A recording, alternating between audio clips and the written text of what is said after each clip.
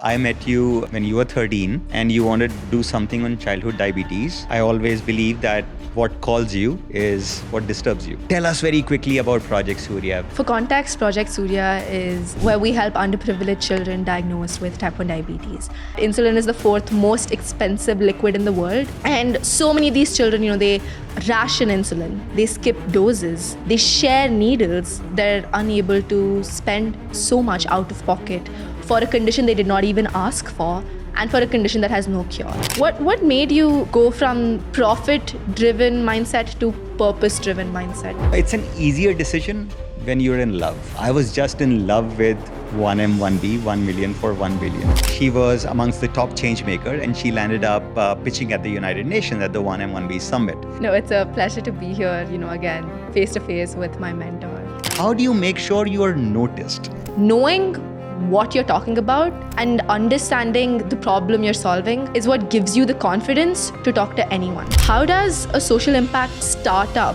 work? How does the finance aspect of it work? It's important to solve problem people are ready to pay for, because we land up giving vitamins to people who need painkillers. It took me 2 years and 3 failures to realize that solve a problem where people are ready to pay for.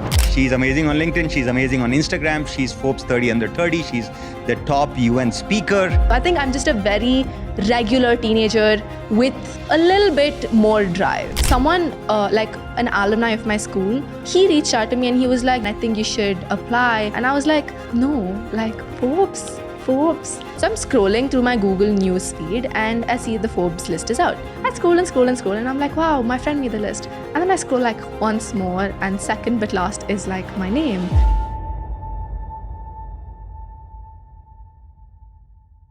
So imagine you are 13, you come at a 1M1B workshop, you get mentored, you are top speaker at the United Nations, and at 17 you get Forbes 30 under 30. First of all, thank you for having me. Welcome, by the way. Thank you. Okay. No, it's a pleasure to be here, again, face-to-face with my mentor. I met you when you were 13 and you wanted to do something on childhood diabetes. A big thing that I always ask is why. And I always believe that what calls you is what disturbs you. And your calling is childhood diabetes. And I landed up asking you this question that why would you work on childhood diabetes? And you landed up sharing the story of your brother. Yeah. Right. And you named that project Project Surya. After him, yeah. Tell us very quickly about Project Surya that many people don't know about. For context, Project Surya is a completely youth-led organization where we help underprivileged children diagnosed with type 1 diabetes. And we do this through a 3-pronged action plan. So we have awareness, we have advocacy and funding. 1 in 2 people who have the condition, they don't know they have it until they're on a hospital bed or they've gone and come back from a coma.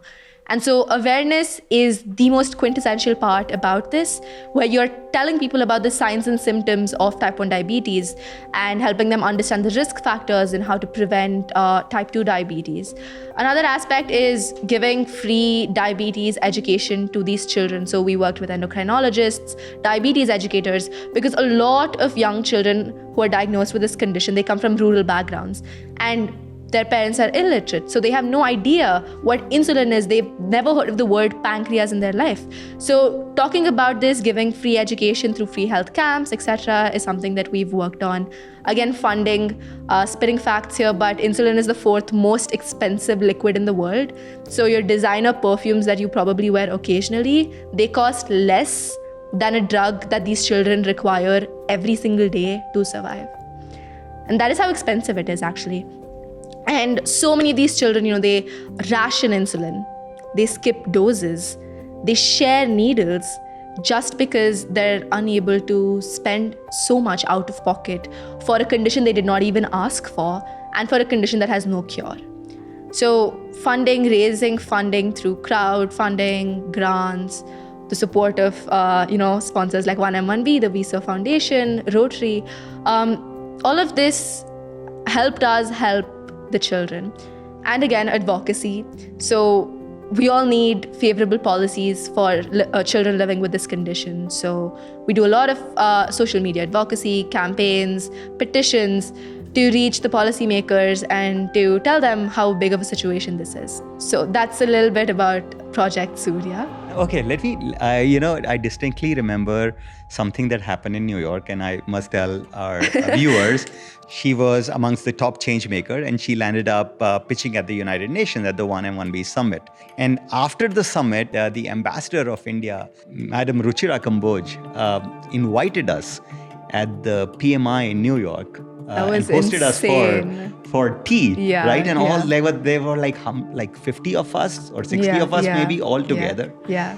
While she was talking and she was giving her motivation talk, and I suddenly see one girl again raise hand, and it was Divaa. Oops, what is she going to say? And you landed up asking her a question, and she still remembers that. Yeah. How did that happen? How do you make sure you are noticed? Knowing what you're talking about and understanding the problem you're solving is what gives you the confidence to talk to anyone. Yeah. If I don't know the problem, if I didn't know any statistics related to the thing that I was talking about, I did not read any journals, I would not have an understanding of the problem in the best way possible. So if someone asked me a question, I'd be like, oh, I'd be a bit confused. Deeply going into the problem you're solving and having all the knowledge about it, I think was very important for me, and that's something that I realized, and that's what gives you the confidence to, speak in a room full of people you look up to, people you genuinely wish you become like. So you would really hustle and do the hard work. Yeah. This is crazy. And you approached so many people who've landed up supporting you, and I'm sure there are so many people, or hundreds, who have not supported you. Yes. Right? What is the biggest misconception adults have about ambitious teens? Ambitious teens, they are following a very unconventional path. And from what I've noticed, there's a section of the older audience or like older people who are a little allergic to this kind of unconventional approach. They're like, why are you doing this? Focus on your studies, get good grades. Like, of course, that is important. But the biggest misconception is that when we question the status quo, they try to tell us like, don't do all this. Yeah, we are experts. Why? Yeah. And they're saying experts are clueless. Oh, that's interesting. That's a nice way to put it. Yeah, I think it's just that they don't believe that we have what it takes. Or they're like, this is all unnecessary. Don't waste your time on this, blah, blah, blah. But that's the bad side. There's also a good side, which I'm very, very grateful for. There have been a lot of senior people who have believed in us and they have supported us. So there's both sides to the coin. But yeah, we need more people believing in Gen Z, believing in young people, because I feel like my generation is one of the coolest generations to walk this planet. I don't know, my generation was the coolest. Everyone thinks their generation is cool. But yeah, we can have a debate about this, guys. No, so for sure, you guys are more cooler. Yeah, and it's also like, we have what it takes, but we also have the right resources. Like, we're living in such an age and time where resources are plenty. People need to understand that we can do it if we really put our minds to it. Fantastic. And I really love the point that you made on consistency. Yes. It's so easy to impress people. Many times it is you get the attention, but that you're not able to sustain it. Yes. Take the socials away, take the LinkedIn, Instagram away, take the Forbes 30 under 30 away. Who's Divaa? I'm just a regular teenager. I have my, love for Spotify and like pop artists. I like concerts. I like going, places with my friends, visiting, traveling. I love bed rotting sometimes with, this whole other side of me. So I think I'm just a very regular teenager with a little bit more drive. So Divaa, if a 13-year-old Divaa was watching this, and there's so many 13-year-olds who would, and people who take you as a role model watching this, what are the 3 things that you will tell them to do which will make them stand out? I think the first thing would be stop caring about what others think. Cringe culture is what I call it. It's the bane of our generation. People are afraid to take that one step because they're afraid that they will be perceived as cringe or like uncool. Taking the first step is cool. It doesn't have to be the biggest thing. You don't have to win 1,000 awards by 6 months. You just need to be consistent and don't care about what other people say. You define your version of cool. The second thing I would like to say is balance. Balance is very important. It's so easy do get overwhelmed with the amount of expectations, especially the Indian society has. Yeah, Put I mean, on young academics is a people. huge one. 100%, sir. Right. You will, of course, have academic expectations. You will have expectations to get into the right college. You will have to focus on that. But you can have balance. Everyone has the same 24 hours in a day. If we're able to use a little bit of the time that we're wasting to work on something that we like or something that just keeps you happy, go for it. Because without balance, you're not gonna be ready for the long run. You're gonna get burnt out by the time you get into college. You're gonna have a bad worldview on things. You're gonna be, pessimistic about things, which is not nice. So try to have balance, even though it's really hard. The third thing, you have to not afraid to dream big. Like people probably they'll be like, oh, it's too far away. And it's not possible. But that's literally what I thought about Forbes. Like for years, I've written it in my journal, on my vision board. And at 17, I was like someone, like an alumni of my school who also was on the list. He reached out to me and he was like, I think, I appreciate the work that you're doing and I think you should apply. I'll nominate you, etc. And I was like, no, like Forbes. Yeah. And I was like, no, I think I need to do more work. I need to become older. 17 is too young.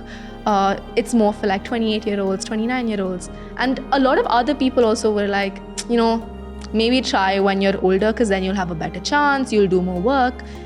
But somehow, we just said YOLO and we went ahead with it. He nominated me and then I had the whole self-application process. And I forgot about it. But then one morning in May, the list was out. I wake up and I see that the list is out on Google. So I'm scrolling through my Google news feed and I see the Forbes list is out. Right? So I just wanted to see, who all made the list and everything. I scroll and I'm like, wow, my friend made the list. Wow, they made the list. And then I scroll like once more and second but last is like my name. Divaa Uthkarsha, 17, Bangalore, India, Project Surya. Okay, enough about... It's okay. Yeah. Enough questions. Okay, let's flip it now. You can ask me any question. So now you've done so many years of work working with different partners, governments, really big stakeholders. You've done the big stuff, but you've also built something from scratch. So what advice would you give to any young teenager who is building something, a startup, a venture, organization? I would say start early. Be Divaa. Oh God. Because I think the sooner you start, the sooner you learn, the sooner the world is also accepting. If you fail, you have more people to back you. You don't have too many responsibilities, right? You can dedicate time. I mean, later in life, life becomes a little complicated. There are responsibilities, there are other things. There's, of course, you have to keep the money going. So it becomes hard. I would say, do it whenever it makes sense. If it making sense in your 40s, think about leaving your job. Don't be like too much in awe of your own idea. Test it out before making the big leap because it can be disastrous. But test it out. You have to have multiple sources of income for sure. Don't like you can't just give up everything. Yeah, and you can't just give up everything. You can't Yeah. get rid of your responsibility and say I'm going to follow my passion. 100%. I'm going to do that. I mean, that's very nice and bookish and very poetic. Yeah. But on the actual ground, it plays out very differently. Sure. What made you go from the safety net that a corporate career provided to, like you mentioned, starting something of your own where funding isn't guaranteed, where you don't know if you'll make it, and from going from that, profit-driven mindset to purpose-driven mindset? What started that shift and, what compelled you to take that pivot? It's an easier decision when you're in love. That's so nice. That's so nice. It's very easy when you're in love. When you're in love, the only thing that you think of is what you're in love with. Oh. Right? So I think I was just in love with 1M, 1B, 1 million for 1 billion. And then giving up a big designation, a job, and everything becomes easy. I was working with a lot of agencies, a lot of people, a lot of companies, but I was not really the guy on the grassroots. Right. I wanted to be that person who goes and does it. But yeah, it's a risk. But when you're in love, you'll do it. When you're following your dream, your purpose, you'll do it. How does a social impact startup work? How does the finance aspect of it work? This is just something that I'm curious about personally.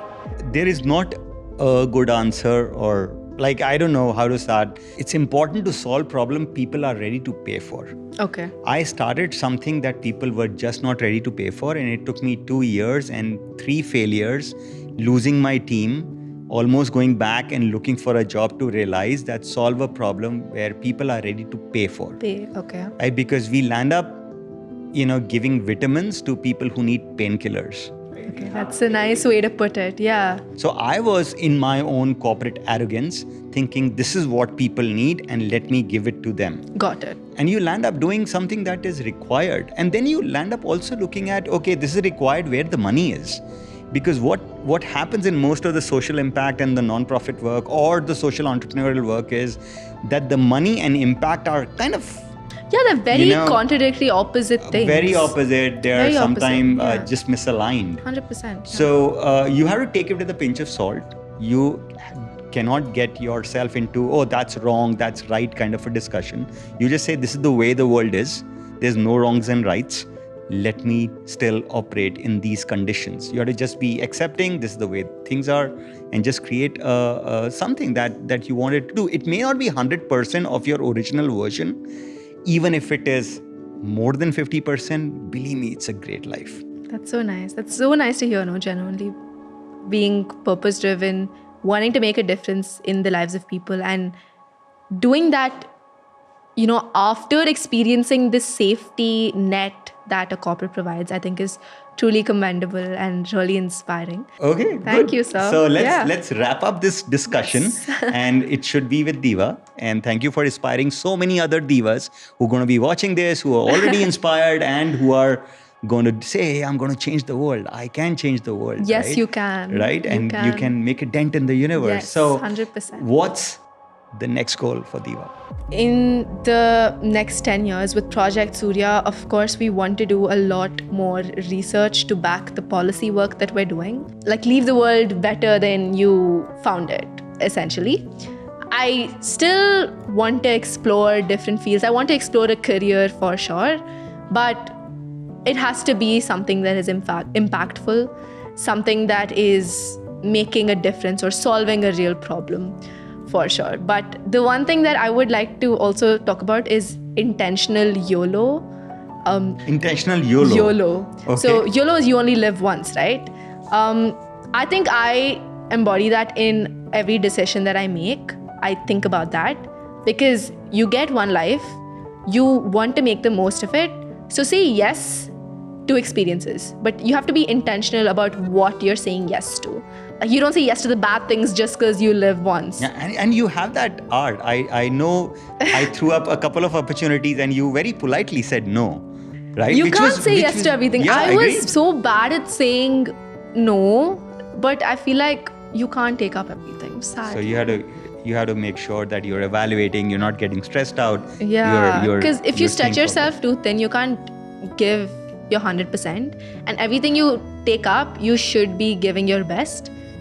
Don't take it up if you can't give your best or do your best. Okay, guys, every generation waits for permission.